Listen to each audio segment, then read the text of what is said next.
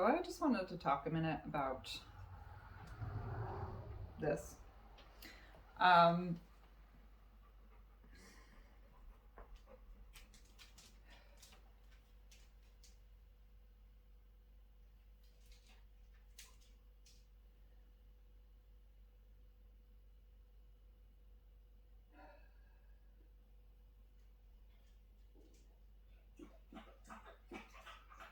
so I just wanted to.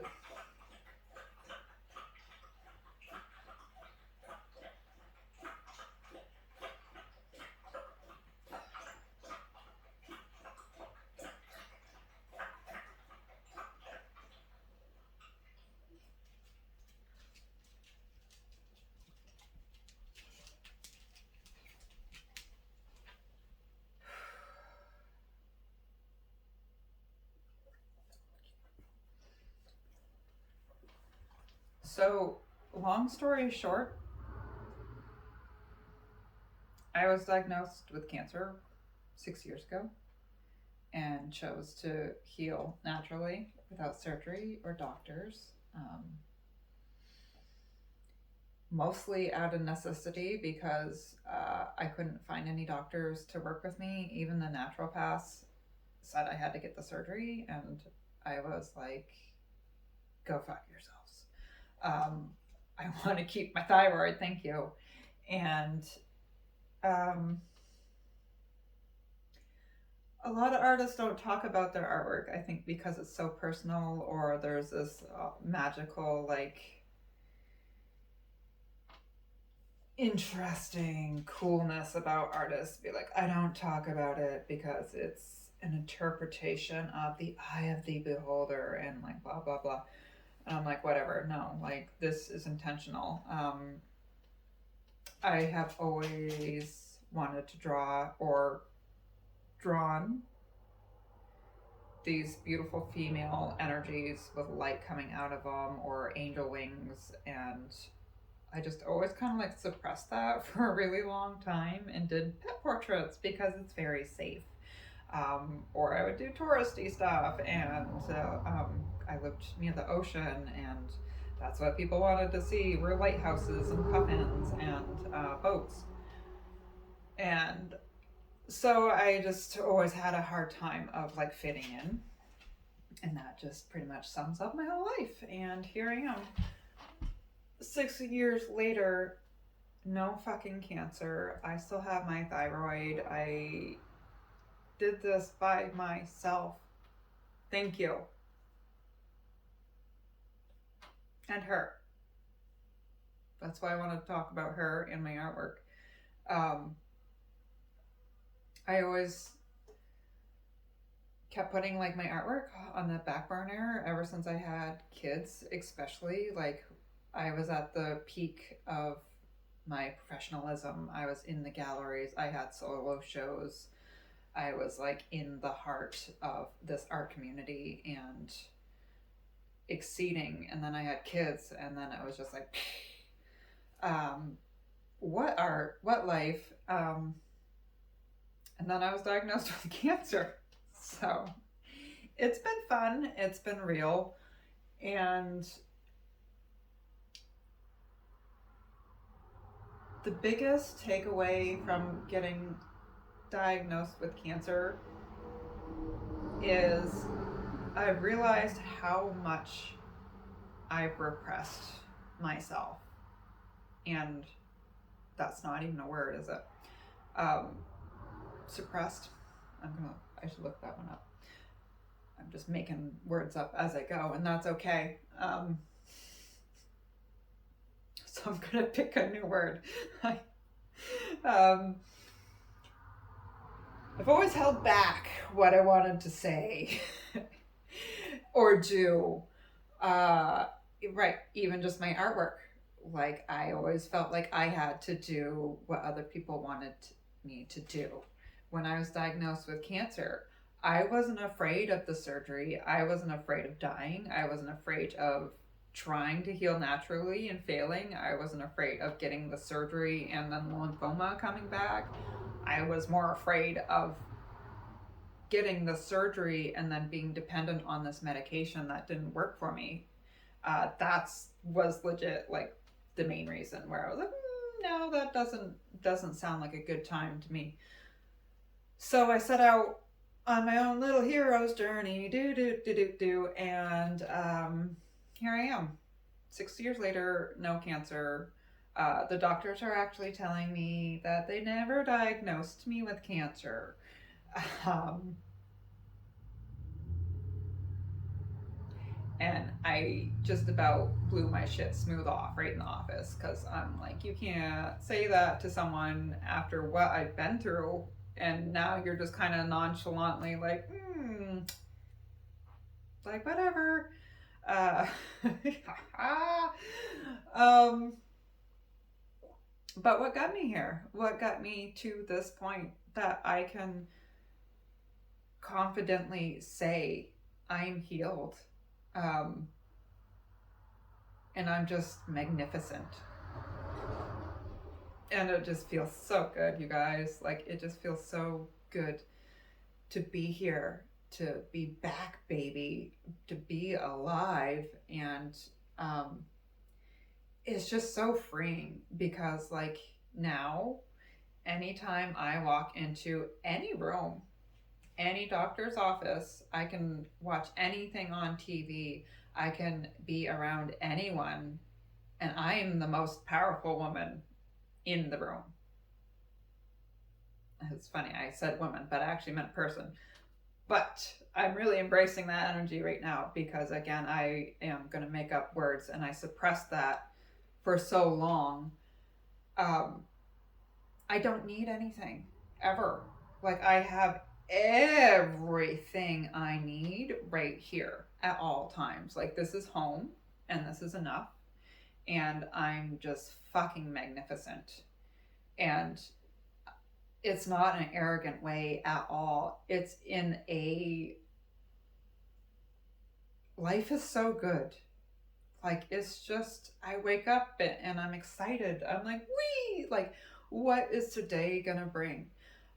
Goodness, because I said so. Like, I don't need surgeries. I don't need Botox. I don't need that dress that is $1,000 to, like, I was just always on this search of like, well, maybe if I just find the right pants, I'll be happy with my body.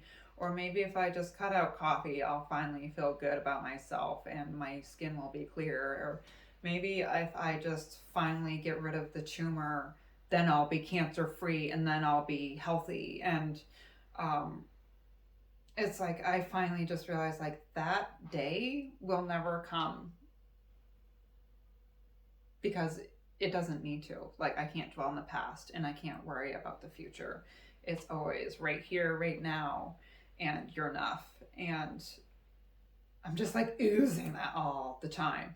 And it's been so fun. It's been so fun. And the journey itself, like the first, it was 6 years ago when I was diagnosed with cancer, and it wasn't always easy. It was very up and down. And I can see energy and I can feel energy, and I'm really honing in on that and embracing that. And the more work I do on myself, the more that just like escalates. But it's really just made me, I don't know where I was going with that.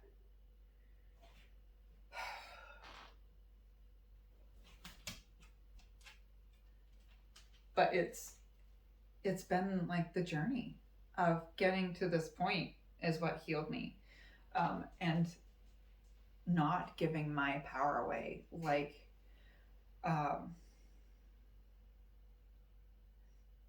maybe I'll show it to you later.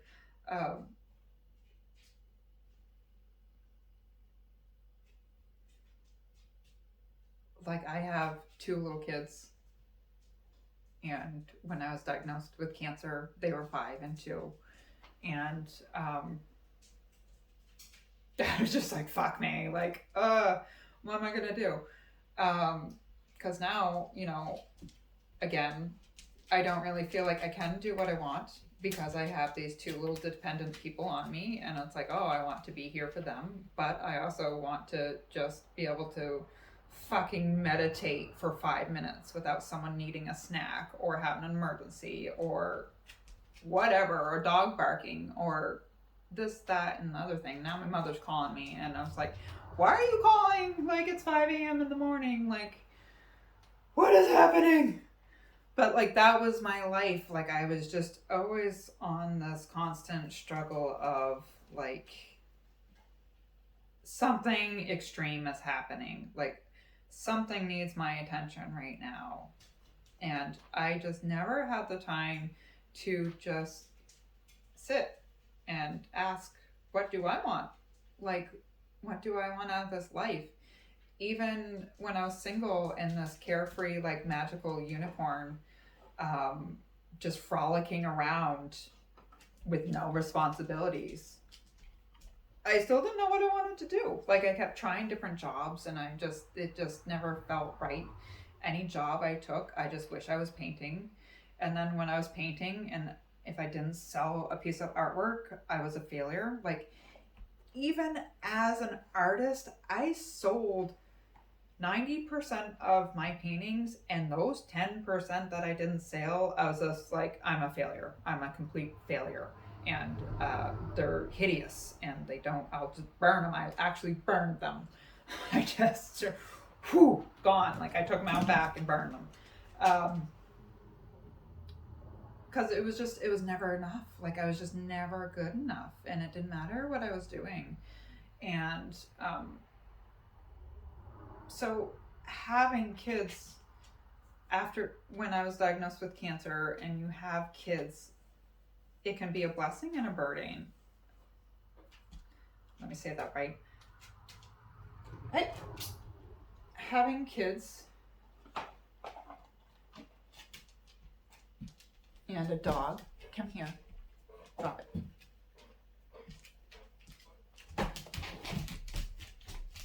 It's not cute. Here.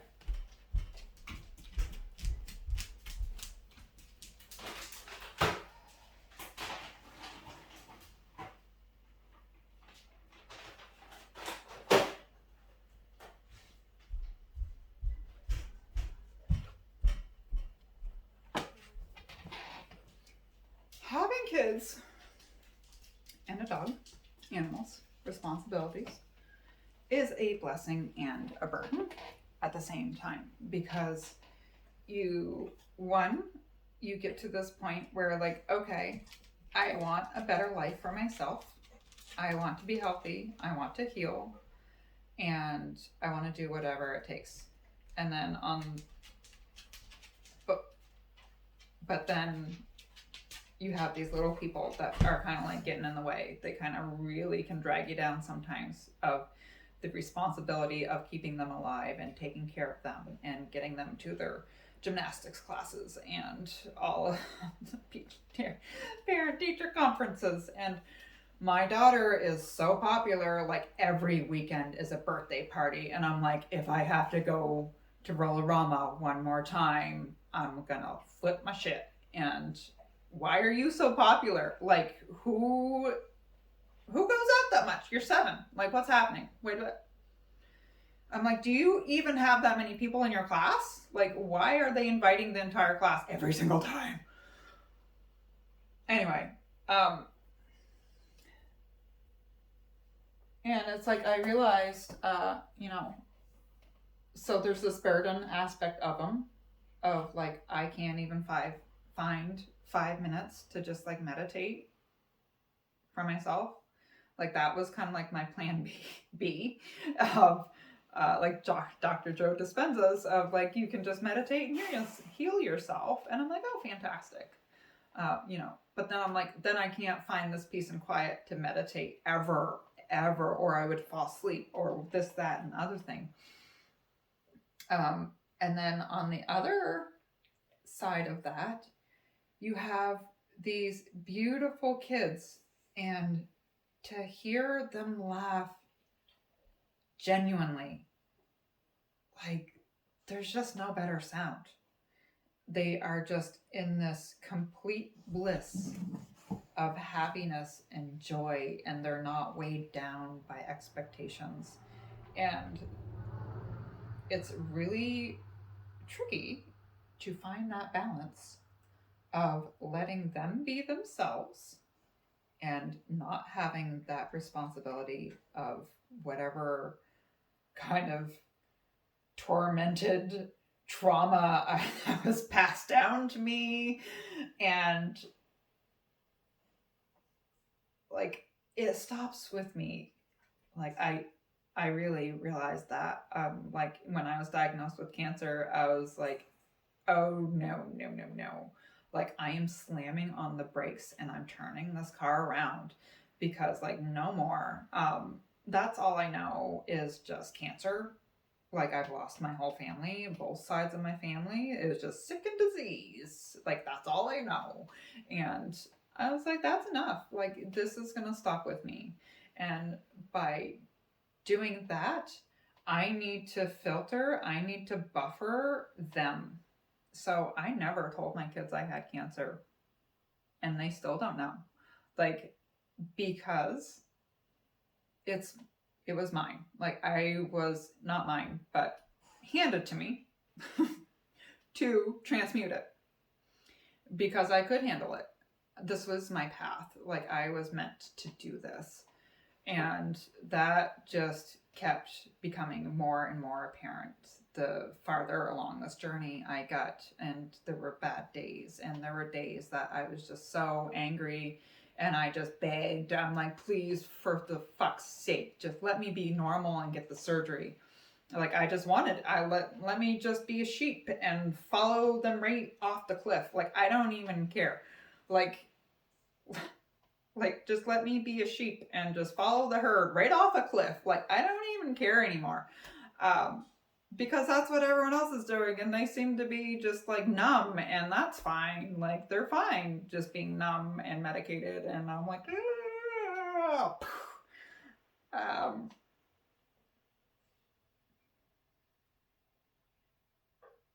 and so that was one of the main.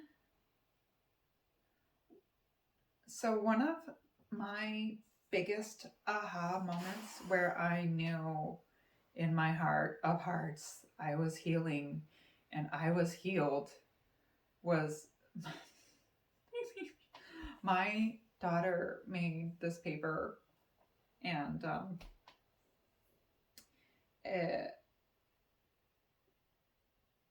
so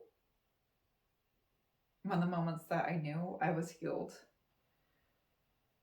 and that I was on the right path, and I'm like, this is, yes, like, I'm doing it, I'm really doing it. Like, I can actually see progress, and it doesn't come in labs for me, it doesn't come in blood work. Like, that's not how I measure progress. Like, that's just letters and numbers on paper. And for me, the real healing, how I truly know I'm getting better, was my daughter gave me this piece of paper, and it was something she created. She had this like little decoder thing, how to like make your own like codes.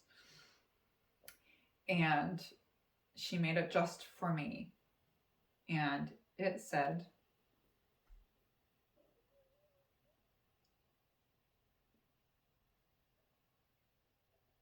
let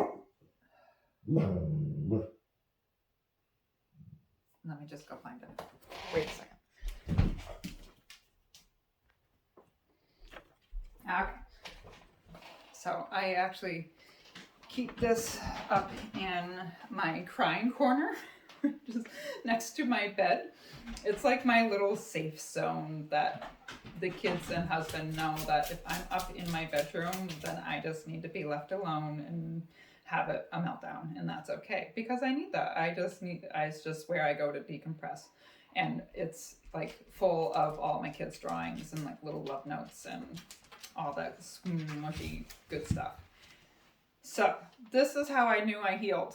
This was like one of the first ones where I was like, ah, that's it. This is good. I'm on the right path. So it says, Mama, you are the best. I love you so much. When I hide under the blankets, you always come.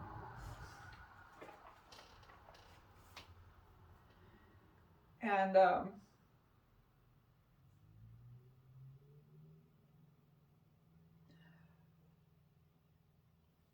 just knew, like, I healed myself. Because when I was first diagnosed with cancer, um, the size of the tumor was like a golf ball. And any time I was like trying to do like a meditation or anything, the visual that came up was the tumor was me as a little girl, and I was just curled up in a ball underneath the blankets, and I just didn't want to come out. I was just so sad, and I was just so angry. And when I was diagnosed with cancer, it just made me realize I had just spent my whole life waiting for someone to come for me. And no one was coming. I had been sick and tired my whole life. They had been putting me on medications since I was a baby for this, that, and the other thing. And like as I got into like a teenager, I just like I had all these like allergies. I was like numb, like my fingers and legs, like they were just had this tingling, and I was tired and right allergic to everything and sensitive, and I could never gain weight. Like I was always underweight, um and the doctors never helped me.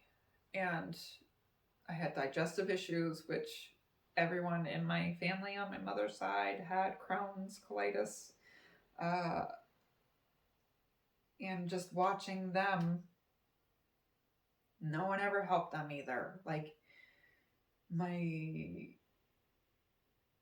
like that's all I knew was surgeries and cut and burn, and it just causes more harm. Like it never helped them.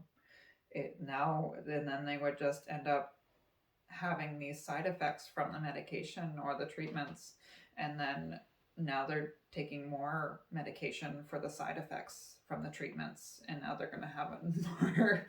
Like it's just this vicious cycle.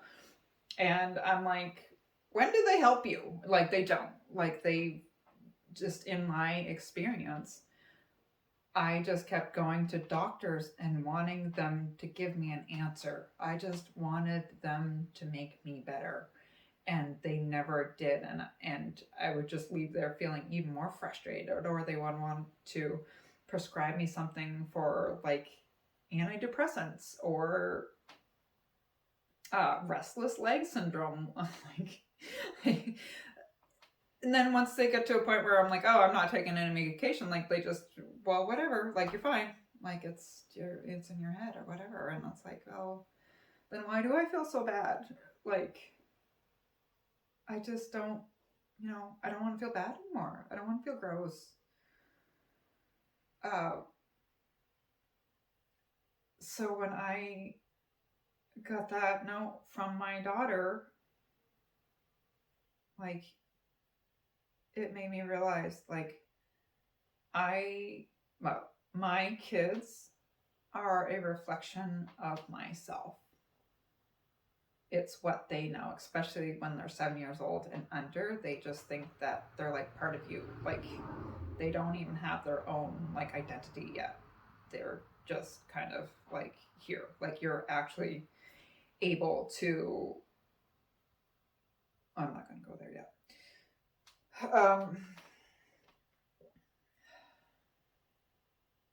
So it was like I just knew. Like by me making my daughter feel safe, that she can talk to me about things, or when she feels sad and lonely, she knows what a solid foundation is, that she is always supported. And I will always do my best to make her feel heard and to make her feel seen.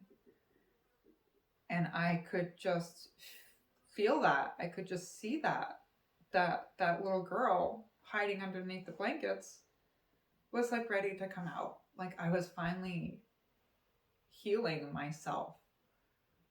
When I heal myself, I create an environment all around me that my kids can flourish, that anyone else, like I have no judgment on anyone. Like when I go into a room of strangers, it's like I have no agenda.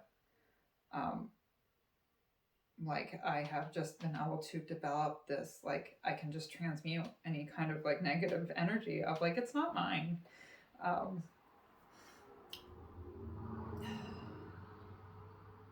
and that's cool, you know.